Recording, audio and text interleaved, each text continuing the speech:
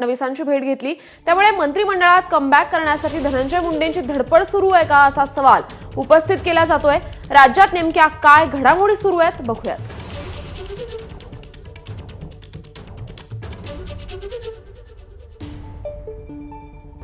उपमुख्यमंत्री शिंदे काल दिल्लीला रवाना। काल रात्री मुख्यमंत्री देवेंद्र फडणवीसांनी घेतली राज्यपालांची भेट।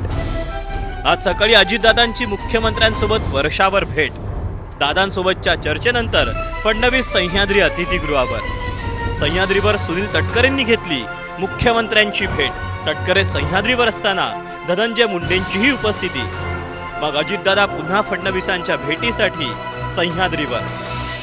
अजितदादा पोहोचण्याच्या काही वेळ आधीच मुंडे सह्याद्रीवरून निघाले।